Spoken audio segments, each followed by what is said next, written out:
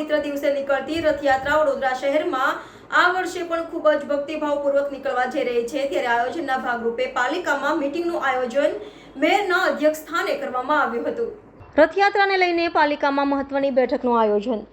અષાઢી બીજના પવિત્ર દિવસે નીકળતી રથયાત્રા વડોદરા શહેરમાં આ વર્ષે પણ ખૂબ જ ભક્તિભાવપૂર્વક નીકળવા જઈ રહી છે। ત્યારે આયોજનના ભાગરૂપે પાલિકામાં મીટિંગનું આયોજન મેયરના અધ્યક્ષ સ્થાને કરવામાં આવ્યું હતું। આ વર્ષે વડોદરામાં 43મી રથયાત્રાનું આયોજન કરવામાં આવ્યું છે। ત્યારે આ રથયાત્રામાં સમગ્ર મોટી સંખ્યામાં ભગવાનના દર્શને આવતા હોય છે। ત્યારે તેઓને પણ કોઈ જાતની અગવડ ન પડે અને રથયાત્રા વિના વિઘ્નએ સંપન્ન થાય તે માટે પાલિકા ખાતે બેઠકનું આયોજન કરવામાં આવ્યું હતું, જેમાં રૂટ પર આવતા વૃક્ષોનું કરવું, રોડ રસ્તા, લાઇટ સહિતના મુદ્દાને ધ્યાનમાં લેવામાં આવ્યા હતા। આ બેઠકમાં mayor Pinkiben Soni, deputy mayor Chirag Barot, deputy municipal commissioner Arpit Sagar, દંડક શૈલેષ પાટીલ, વાયરના ઓફિસર અને અન્ય અધિકારીઓ ઉપસ્થિત રહ્યા હતા। રથયાત્રા જે વડોદરાની એક ઓળખ છે, જેવી રીતે ભગવાન શ્રી નરસિંહજીનો વરઘોડો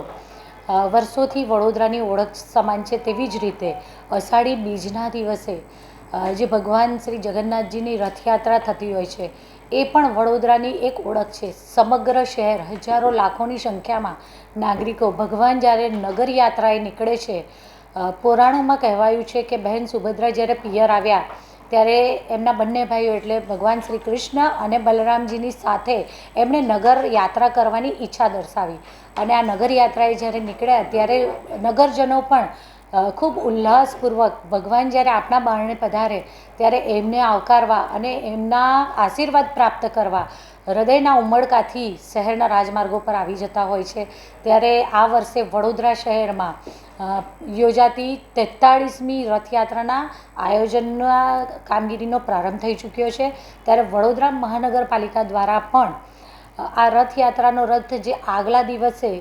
રથને આપણે એનો રૂટ છે ઇસ્કોન મંદિરથી નીકળી અને લાયન્સ હોલ થઈ જગદીશ ફરસાણથી ચકલી સર્કલ ને ત્યાંથી ગેંડા સર્કલ, શાસ્ત્રી બ્રિજ, ફતેગંજ બ્રિજની નીચેથી યુ ટર્ન લઈને પાછો શાસ્ત્રી બ્રિજની નીચેથી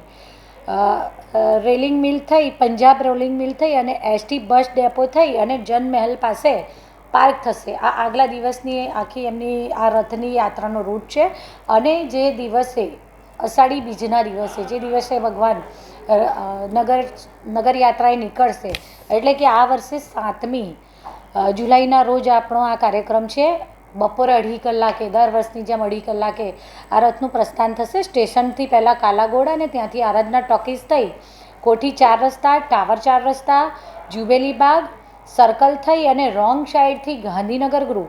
અને ત્યાંથી ન્યાય મંદિર, દાંડિયા બજાર 4 રસ્તાથી ખંડેરાવ માર્કેટ 4 રસ્તા થઈ ભગતસિંહ ચોક અને ત્યાંથી પથ્થર ગેટ થઈ અને જયરત્ન બિલ્ડિંગથી પોલો ગ્રાઉન્ડ એનું સમાપન થશે। આ રથયાત્રાના બંને દિવસના રૂટ એટલે આગલે દિવસે જે રૂટ પર પસાર થઈ અને રથ પાર્ક કરવામાં આવશે જનમહલ ખાતે અને ત્યાંથી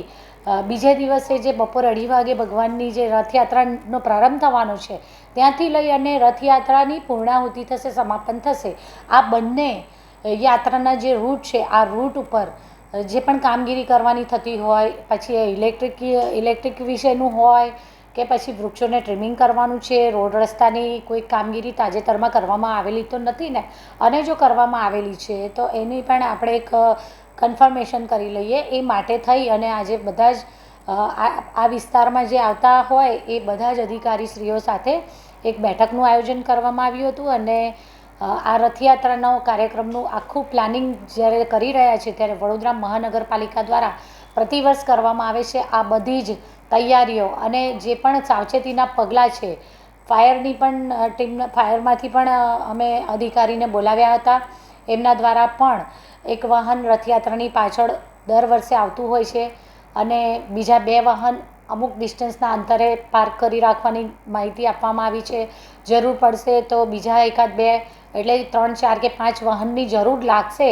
તો અત્યારે આ બધા જ અધિકારીઓને પોતપોતાના રૂટનું પોતાના લગતા વિષયને લઈ અને વિઝિટ કરી લેવાનું જણાવવામાં આવ્યું છે। સ્ટ્રીટ લાઇટ વિભાગ છે એમને અંધારું થયા પછી જ્યાં રથયાત્રાથી જેટલો રસ્તો અંધારું થાય, સાધારણ સાંજનો સમય થાય અને ત્યાંથી લઈને સમાપનનો સમય રાત્રિનો લગભગ અંધારું થઈ જતું હોય છે, તો એમને પણ એવા જ સમયે સંધ્યાકાળથી લઈ અને રાત્રિના સમયના મધ્યમાં સમાપનના સમયના મધ્યના સમયગાળામાં એમને પણ ત્યાં વિઝિટ કરી લેવાની માહિતી આપવામાં આવી છે, જેથી કરી અને આપણે પરફેક્ટ પ્લાનિંગ કરી શકીએ.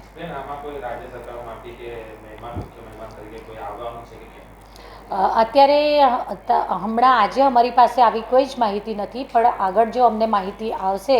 સરકારમાંથી, કોઈ આપણા વડોદરા શહેરના મહેમાન બને છે ભગવાનની આ રથયાત્રામાં, ઈશ્વરના આશીર્વાદ લેવા જો કોઈ વડોદરા શહેરમાં પધારે છે તો ચોક્કસ આપ સૌ મીડિયા મિત્રોને એની જાણ કરવામાં આવશે.